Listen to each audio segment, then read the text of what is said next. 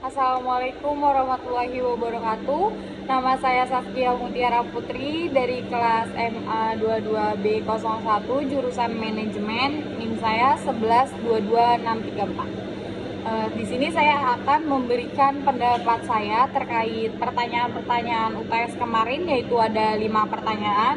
Yang pertama ada atasi resiko digitalisasi OJK, tekankan pentingnya kesadaran literasi keuangan. Kesadaran literasi keuangan memainkan peran kunci dalam mengatasi resiko digitalisasi, membantu individu membuat keputusan finansial yang cerdas dan aman. Upaya untuk mengatasi resiko digitalisasi OJK perlu didukung dengan penekanan pada peningkatan kesadaran literasi keuangan agar masyarakat dapat lebih memahami dan mengelola keuangan secara bijak dalam era digital ini. Yang kedua itu ada fenomena startup pilot di Indonesia. Fenomena startup pilot di Indonesia bisa disebabkan oleh berbagai faktor seperti kurangnya pendanaan, persaingan yang ketat, kurangnya strategi bisnis yang tepat, atau bahkan perubahan regulasi yang dapat mempengaruhi operasional mereka. Kesadaran akan resiko ini penting bagi para pengusaha ataupun investor. Fenomena pilot startup di Indonesia bisa disebabkan oleh sebagai faktor, termasuk manajemen yang kurang efektif, persaingan pasar yang sengit, dan ketidakmampuan mendapatkan pendanaan tambahan. Evaluasi model bisnis dan adaptasi cepat terhadap perubahan pasar dapat menjadi kunci untuk menghindari resiko pilot. Dalam lingkungan bisnis yang dinamis, penting bagi startup untuk memiliki strategi yang matang dan kemampuan adaptasi yang baik agar dapat bertahan dan tumbuh. Yang ketiga itu ada investasi emas, saham, atau properti. Pilihan investasi antara emas atau saham atau properti tergantung pada tujuan investasi, toleransi resiko, dan preferensi individu. Emas sering kita anggap sebagai lindung nilai terhadap ketidakpastian ekonomi. Saham dapat memberikan pertumbuhan modal yang tinggi, namun juga melibatkan risiko pasar. Sementara properti bisa menjadi investasi jangka panjang dengan potensi imbal hasil dan apresiasi nilai. Sebaiknya, diversifikasi portofolio bisa menjadi pendekatan yang bijak untuk mengurangi resiko keuangan. Konsultasikan dengan penasehat keuangan untuk merancang strategi investasi yang sesuai dengan situasi kita atau situasi Anda. Yang keempat itu ada rupiah melemah, bagaimana mengatasinya?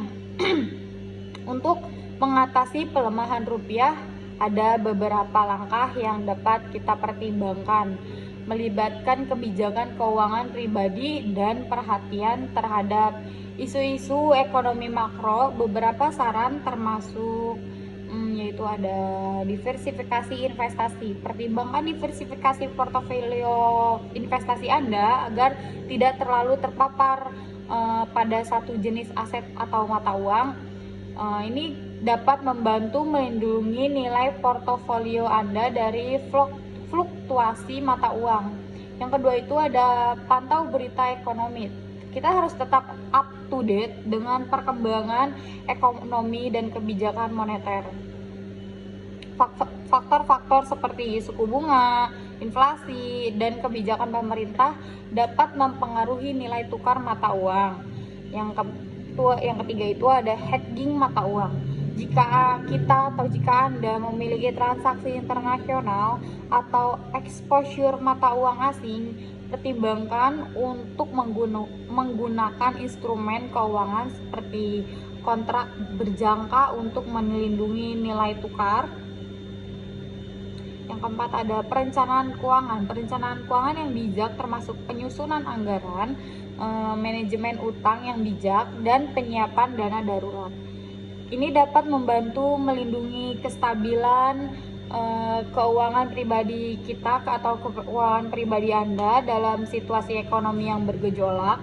Konsultasikan dengan ahli keuangan jika memungkinkan, berkonsultasilah dengan ahli keuangan atau penasehat investasi. Mereka mungkin dapat memberikan saran yang sesuai dengan situasi keadaan kita dan tujuan investasi kita. Namun perlu kita ingatkan kembali bahwa pasar keuangan dapat fluktuatif dan risiko selalu ada ya. Tindakan yang tepat akan sangat tergantung pada situasi pribadi dan preferensi resiko kita atau resiko Anda. Untuk mengantisipasi pelemahan rupiah, kita dapat mempertimbangkan diversifikasi portofolio investasi, mengamati kondisi ekonomi global, dan memahami faktor-faktor yang memengaruhi nilai tukar mata uang. Kita bisa konsultasikan kembali dengan ahli keuangan strategi yang sesuai. Yang kelima itu ada pengajuan KPR ditolak karena utang pinjol. Jika pengajuan KPR Anda ditolak karena utang pinjol, pertama-tama identifikasi dan atasi utang tersebut. Lakukan negosiasi dengan pinjol untuk mencari solusi pembayaran yang tepat dan dapat diterima. Setelah itu, perbaiki riwayat kredit kita dengan membayar utang tepat waktu dan mengelola keuangan dengan bijak. Bila mungkin cari bantuan dari konselor keuangan atau perbankan untuk mendapatkan saran lebih lanjut.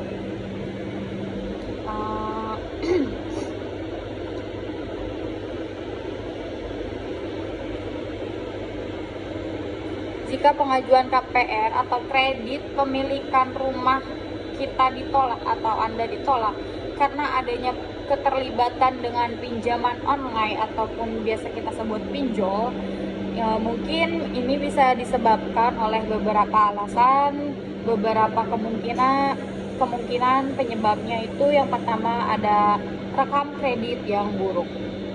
Rekam kredit yang buruk, jika Anda memiliki catatan kredit yang buruk atau riwayat pembayaran yang kurang baik dengan pinjol, ini bisa menjadi alasan penolakan. Yang kedua itu ada rasio utang yang tinggi. Jika kita memiliki banyak kewajiban finansial termasuk pinjol, rasio utang Anda mungkin dianggap tinggi oleh pemberi pinjaman KPR. Ketidaksesuaian dokumen atau persyaratan. Pengajuan KPR membutuhkan sejumlah dokumen dan memenuhi persyaratan tertentu. Jika kita ketidaksesuaian atau kelalaian dalam pengajuan dokumen, ini bisa menjadi alasan penolakan. Peraturan internal penolakan. Peraturan internal bank atau lembaga keuangan. Setiap bank atau lembaga keuangan memiliki kebijakan internal dan kriteria penerimaan sendiri. Ada beberapa mungkin memiliki kebijakan ketat terkait keterlibatan dengan pinjol. Jika pengajuan Anda ditolak, pertama-tama pastikan dulu bahwa dokumen Anda lengkap dan memenuhi persyaratan. Selanjutnya, Anda dapat memeriksa rekam kredit Anda untuk memastikan tidak ada catatan negatif yang tidak sah atau kayak contohnya telat bayar gitu ya guys. Jika masalahnya terkait dengan pinjol, coba stabilkan keuangan Anda ya, stabilkan keuangan kita dan perbaiki rekam kredit sebisa mungkin. Sebelum mencoba mengajukan kembali KPR, jika memungkinkan bicarakan dengan petugas bank atau lembaga keuangan untuk mendapatkan klarifikasi lebih lanjut tentang alasan penolakan dan cara meningkatkan peluang pengajuan di masa mendatang. Mungkin itu saja dari saya, kurang lebihnya mohon maaf. Wassalamualaikum warahmatullahi wabarakatuh. Terima kasih.